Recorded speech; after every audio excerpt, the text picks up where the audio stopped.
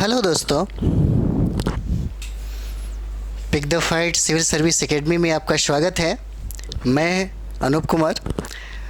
आज का जो क्लास है हम लोग फिर से जो सीरीज है चंद्रगुप्त मौर्य का वो पढ़ने वाले हैं। उससे पहले एक बात करते हैं। ये कबीर जी का दोहा है, बहुत ही प्रसिद्ध है। उन्होंने कहा था, लाली तेरे लाल की जित देखन तित लाल, लाली देखन मैं गई मैं भी हो गई लाल। जब हम लोग यूपीएससी का तैयारी कर रहे थे तो उस समय हमारा हिंदी साहित्य ऑप्शनल पेपर था। इसका मतलब हमें शुरू में तो नहीं समझ में आया, लेकिन बाद में समझ में आया, क्योंकि सेल्फ स्टडी हम उस समय कर रहे थे। इसका मतलब आप भी समझिएगा एक बार, तब समझ में आएगा। अगर तैयारी आप कर रहे हैं तो एकदम डूब के तैयारी करिए। अगर पढ़ रहे हैं तो इतना पढ़िए कि सच में लगे कि पढ़ रहे हैं, नहीं तो कोई फ़ायदा नहीं है सिर्फ सतही से पढ़ाई करने का या कुछ भी करने का। करना है तो खूब करिए, नहीं तो बिल्कुल मत करिए। चलिए, उसी तरह से है, आप उसके अर्थ को समझिएगा तब समझ में आएगा।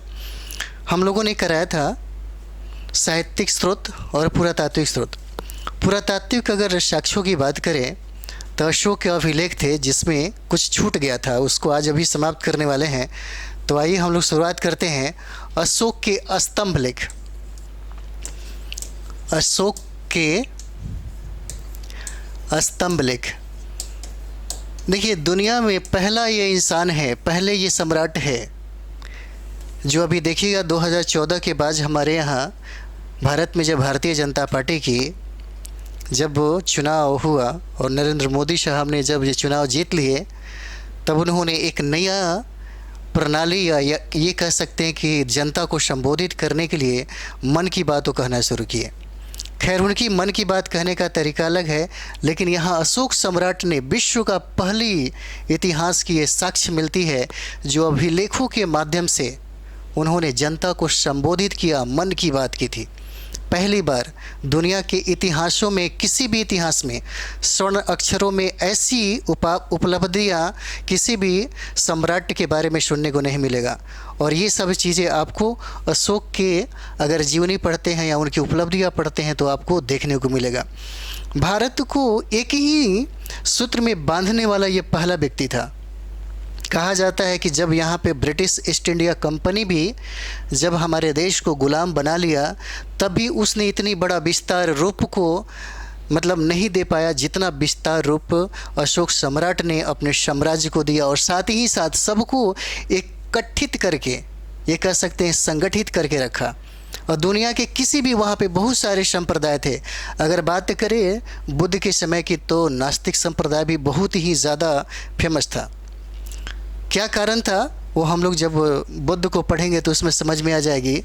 लेकिन जब इन्होंने बौद्ध धर्म को अपनाया, उसके बाद भी उन्होंने सारे धर्म वालों को क्या किया, वृद्धि करने के लिए, विकास करने के लिए खुद प्रोत्साहित किया था। सिर्फ इनके जीवन में और धम्म का अर्थ तो कुछ और ही होता है। चलिए हम लोग देखते हैं। देखिए, अशोक के स्तंभ को हम लोग दो भागों में बांट के देखते हैं। ठीक है, अगर बात करें यहाँ पे तो दो भागों में हम लोग बांट के बात करते हैं। एक है हमारा जिसकी बात करते हैं बृहद स्तंभ लेख। एक हो जाएगा बृहद स्तंभ लेख हो जाएगा, स्तंभ लेख हो जाएगा, ये बृहद हो जाएगा। और दूसरा की अगर बात करें तो ये हो जाएगा लघु स्तंभ लेख। दूसरा हो जाएगा लघु स्तंभ लेख हो जाएगा। ठीक है, स्तंभ लेख। यहाँ देखिएगा बहुत, यानी कि बृहद स्तंभ लेख की अगर बात करें तो ये जो स्तंभ है सात स्तंभ मिला है, 6 स्थानों से इसकी प्राप्ति किया गया है। ठीक है, इसी के बारे में हम लोग को चर्चा करना है, इसी के बारे में हम लोग को पढ़ना है और यहाँ से प्रश्न आते हैं। चलिए एक नया पेज लेते हैं, देखते हैं। यहाँ पे सबसे पहला अगर बात करें तो दिल्ली मेरठ स्तंभ लेख हो जाएगा, स्तंभ लेख हो जाएगा। कहा जाता है कि फिरोज शाह तुगलक ने क्या किया था, मेरठ से इसे मंगा करके दिल्ली में स्थापित करवाया था। उसके बाद हम दूसरा स्तंभ लेख की बात करते हैं, वो हो जाएगा दिल्ली टोपरा स्तंभ लेख।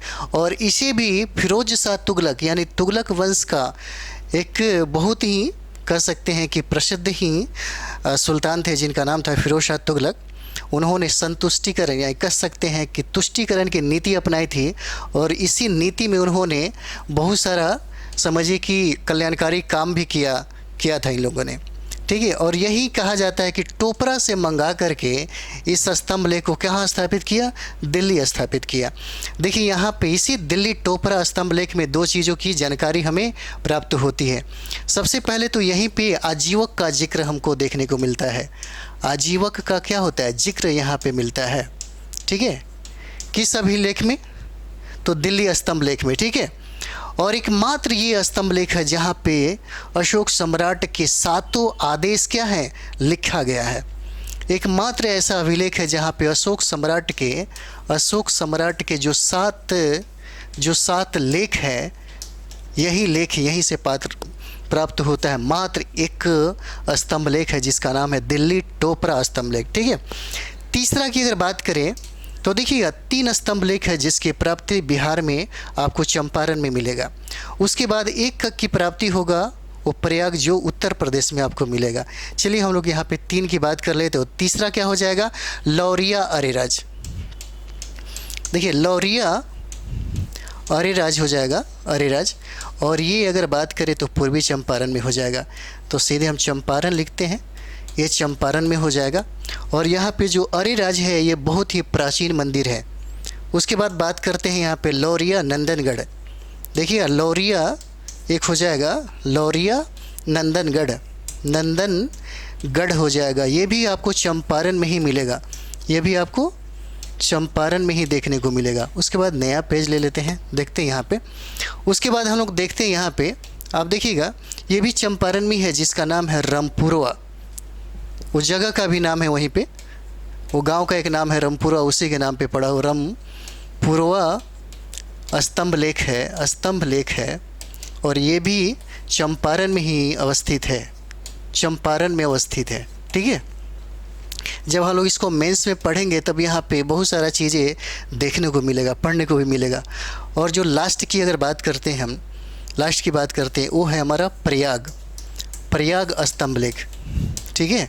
और प्रयाग स्तंभ लेख की बात कर दिया जाए तो उत्तर प्रदेश के आप चले जाइए तो प्रयागराज में अभी भी ये आपको मिलेगा। चलिए ठीक है, ये इतना हो गया।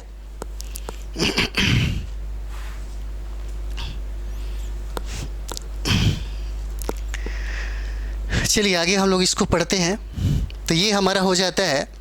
अब इसमें सबसे पहली बात ये है कि ये जब 7 स्तंभ लेखों की अगर बात किया जो 6 स्थानों से मिलती है, तो पूछा जाता है कि प्रथम, द्वितीय, तृतीय, चतुर्थ, पंचम, छठा और सप्तम में क्या क्या बातें लिखी गई है, क्योंकि यहाँ से बहुत सारे प्रश्न बनते भी हैं और पूछा भी जाता है।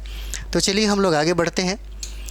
इसमें लिखा गया पहला, अगर प्रथम स्तंभ लेख की अगर बात करें, प्रथम स्तंभ लेख की बात करें तो इसमें किस चीज़ का चर्चा है। देखिएगा जब मन की बात हमने कहा कि पहला ये सम्राट हैं अशोक सम्राट, जिन्होंने पूरी जनता को संबोधित किया था, और उन्होंने जब बौद्ध धर्म को अपनाया तब उन्होंने बौद्ध धर्म की नैतिकता की बात की। उन्होंने अपने धर्म को कभी भी किसी पे थोपने की बात नहीं किया। उसने ये भी कहा कि अगर कोई इंसान दूसरा धर्म को मानता है तो अपने धर्म के विकास के लिए काम कर सकता है, उसमें हमारे तरफ से कोई भी हस्तक्षेप नहीं होगा, बल्कि एक सम्राट के नाते हम उसके धर्म में, उसके संप्रदाय में क्या करेंगे, विकास करेंगे। यही वजह था कि उन्होंने धम्म की बात की। और धम्म क्या था, अशोक सम्राट का धम्म क्या था, बौद्ध धर्म से बिल्कुल अलग था। अगर बात करें तो मिलता जुलता तो यहाँ पे देखने को मिलेगा, लेकिन धम्म में बुद्ध ने जो नैतिकता की बात पढ़ाई थी, जो समस्या से ग्रसित जो जनता थी, उसी के बारे में उन्होंने नैतिकता की पाठ पढ़ाई थी। और नैतिकता में क्या था, बड़ों का सम्मान करना चाहिए, गुरुओं का आदर करना चाहिए, माता पिता का सेवा करना चाहिए, यही सब तो नैतिकता थी। चोरी डकैती नहीं करनी चाहिए, व्यभिचार नहीं करना चाहिए, अपव्ययी नहीं होना चाहिए, झूठ नहीं बोलना चाहिए, ये बहुत सारी चीज़ें था। हिंसा नहीं करनी चाहिए थी। ऐसी समझिए कि नैतिकता की पाठ किसने पढ़ाया था, ये नैतिकता की बात सबसे पहले किया था किसने, अशोक सम्राट ने।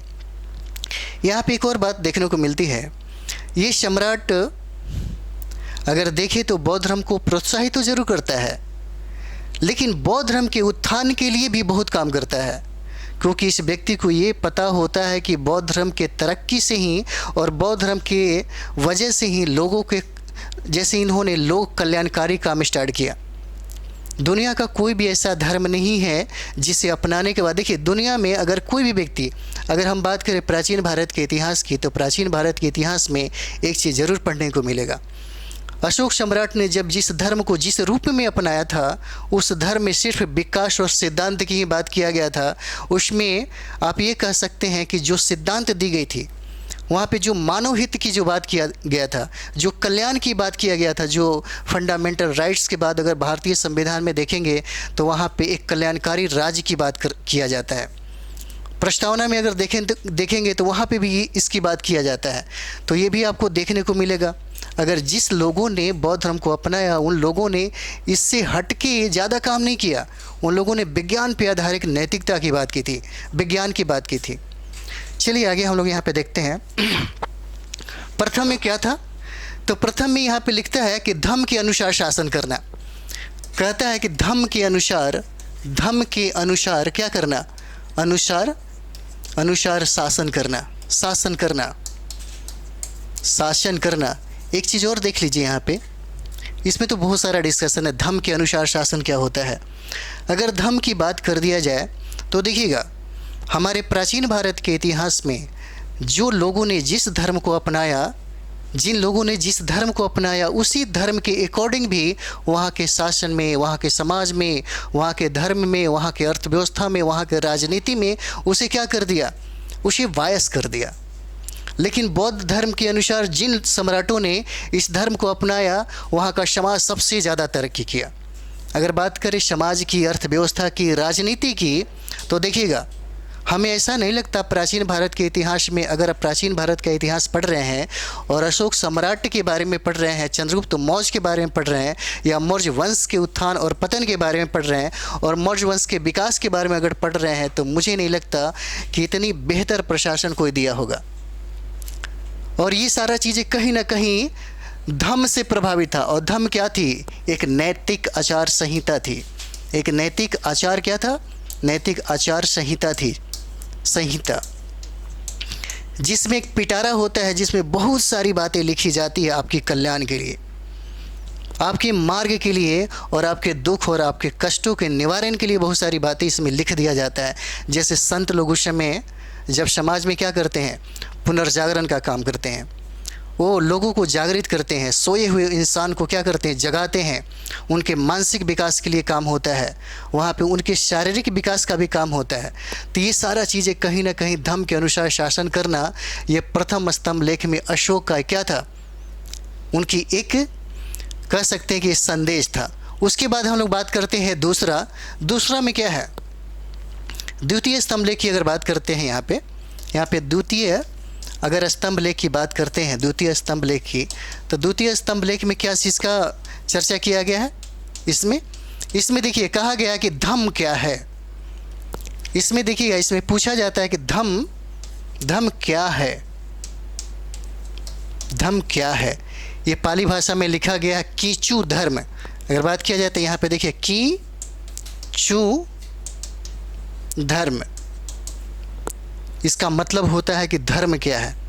द्वितीय स्तंभ लेख में धर्म की बात करता है। इसमें कहा गया कि धर्म क्या है। अब ये जरा सोचिए, यहाँ पे एक मार्क्स थे, बहुत पहले की बात है, बुद्ध से बहुत बाद की बात है।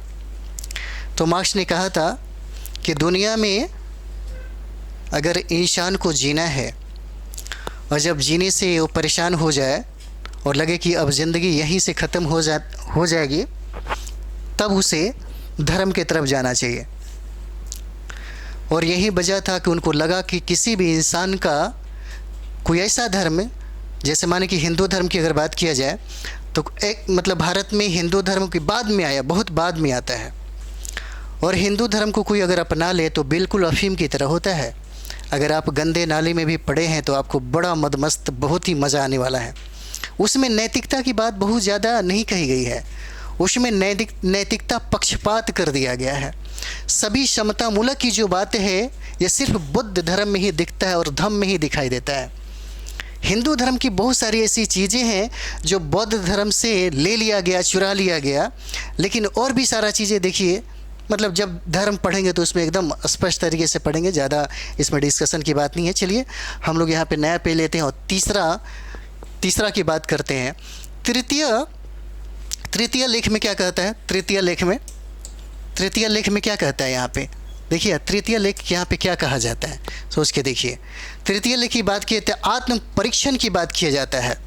यहाँ पे आत्म परीक्षण की बात किया जाता है। चलिए याद कर लीजिएगा, आत्म परीक्षण की बात किया जाता है। यहाँ पे आत्म परीक्षण की बात किया जाता है। उसके बाद यहाँ पे चौथा की अगर बात करें तो चौथा की अगर चतुर्थ लेख की बात करें तो देखिएगा यहाँ पे, अगर किसी व्यक्ति को सम्राट के द्वारा मौत की सज़ा दे दिया जाए तो उसे कम से कम 3 दिन का मोहलत मिलता था। ये चर्चा यहाँ पे किया गया है। मौत की सज़ा में 3 दिन का क्या मिलता था? 3 दिन का मोहलत मिलता था। ठीक है, तो ये सब चीज़ें आपको मिलेगा चौथा। और उसके बाद पांचवा देखिए, पांचवा पांचवा लेख में क्या लिखा हुआ है? पांचवा लेख में जीव वध को वर्जित किया गया है। जीव वध को, यानी कि जीव वध को वर्जित किया गया है कि भाई आप ज़्यादा हिंसा मत करिए। कहा जाता है कि उनके दरबार में जब शाही जहाँ पे खाना वाना बनता था, पहले बहुत जानवरों की हत्या कर दिया जाता था। लेकिन जब अशोक सम्राट ने बौद्ध धर्म को अपनाया तो वहाँ पे जानवरों के मारने पर क्या कर दिया गया था? प्रतिबंध लगा दिया गया। कहा जाता है कि ऐसे उत्सव मनाओ जहाँ पे जानवरों की हत्या न किया जाए, और उन्होंने प्रतिबंध भी किया। उन्होंने लेख में खुलेआम और स्पष्ट तरीके से लिखा कि इसकी हत्या वर्जित है।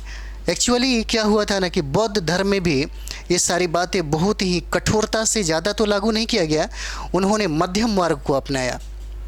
तो मध्यम मार्ग क्या होता है वो भी बौद्ध धर्म में हम लोग पढ़ेंगे। कि देखिए एक चीज़ और भी है, दुनिया में सफल अगर होना है तो ज़रूर बौद्ध धर्म का एक थॉट है जिसको बोलते हैं मध्यम मार्ग। अगर अपना लेते हैं तो ज़िंदगी आपकी गुजर जाती है, ज़िंदगी कट जाती है। यानी ज़िंदगी मज़े से कटती नहीं है, आराम से गुजरेगी। कटना तो बड़ा दुख, तकलीफ़, कष्टों के साथ होता है। बौद्ध धर्म अपनाने के बाद कभी भी ज़िंदगी दुख और कष्टों में नहीं गुजरती। एकदम हिंदू धर्म में क्या होता है, बहुत सारे लोग करा हो रहे हैं। पूरे हिंदुस्तान में देखिएगा, हिंदुस्तान में इतने % लोग क्या हैं, हिंदू हैं, लेकिन कितना SC ST OBC वालों की कितनी बुरी हाल है, बहुत बुरा हाल है।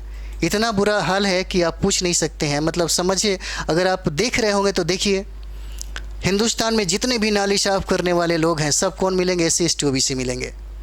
जितने भी सबसे मतलब 4th ग्रेड ये इस टाइप के जो काम करने वाले, फिर भी उनकी तरक्की, उनका विकास, उनका बहुत सारा चीज़ें नहीं हो पाता।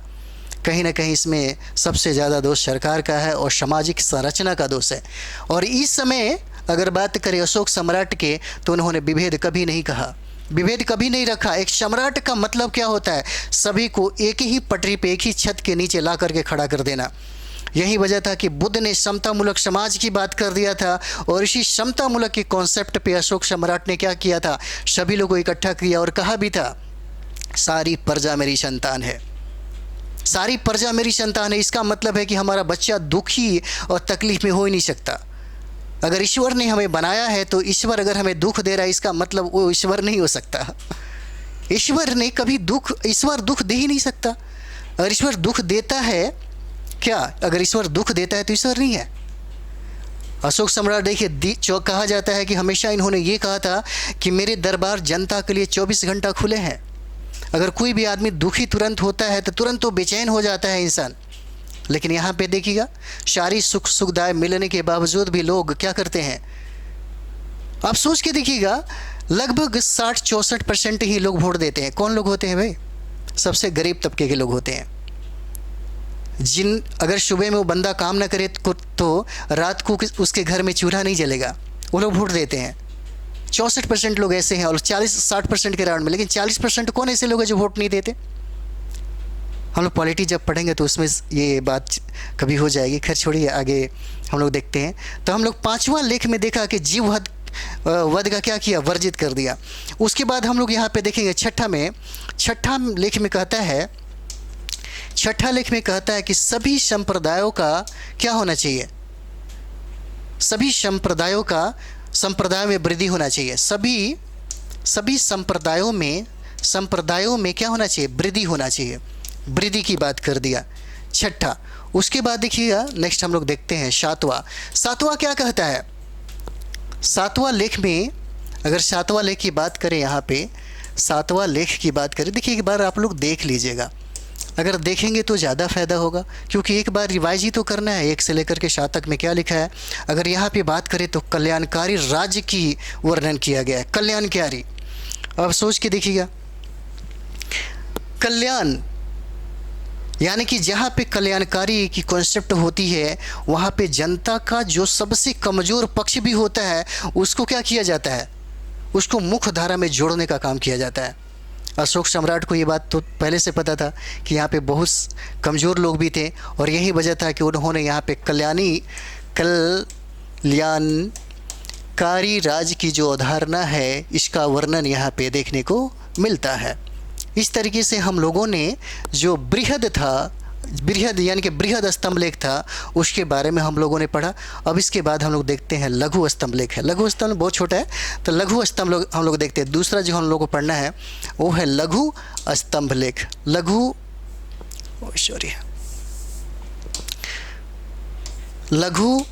स्तंभ लेख पढ़ना है, ठीक है। अब देखिए लघु स्तंभ लेख में कौन कौन सा हो जाएगा, तो यहाँ पे देख लीजिए। सबसे पहले अगर बात करें तो साची हो जाएगा, साची हो जाएगा। उसके बाद देखिए भरहुत हो जाएगा, भरहुत हो जाएगा। अगर बात करें तो निगाली सागर हो जाएगा, निगाली सागर हो जाएगा। उसके बाद नेक्स्ट हम लोग देखते हैं, अलग पेज ले लेते हैं, निगाली सागर हो जाएगा। और उसके बाद देखते हैं यहाँ पे तो रुमिन देई हो जाएगा, रुमिन देई हो जाता है, रुमिन देई हो जाता है। और उसके बाद करें तो एक और हो जाएगा जिसको कौशाम्बी बोलते हैं, कौशाम्बी बोलते हैं। और भी बात करें तो सारनाथ, शायद बोल दिए होंगे, सारनाथ हो जाता है, क्या हो जाता है, सारनाथ स्तंभ लेख हो जाता है। तो इस तरीके से हम लोगों ने बृहद भी देखा और लघु स्तंभ लेख भी देखा। अब जो लास्ट है हमारा जो लास्ट है वो है गुहा लेख। देखिए गुहा लेख से भी प्रश्न पूछा जाता है, इसलिए हम आपको गुहा लेख भी करा देते हैं। देखिए ये हो जाएगा, ये हो जाता है गुहा लेख। अब गुहा लेख की बात करें यहाँ पे तो सबसे पहले यहाँ पे देखेंगे हम लोग इसकी भाषा क्या थी। अगर इसकी भाषा की बात करें तो ये भाषा हो जाएगा प्राकृत भाषा थी, ठीक है।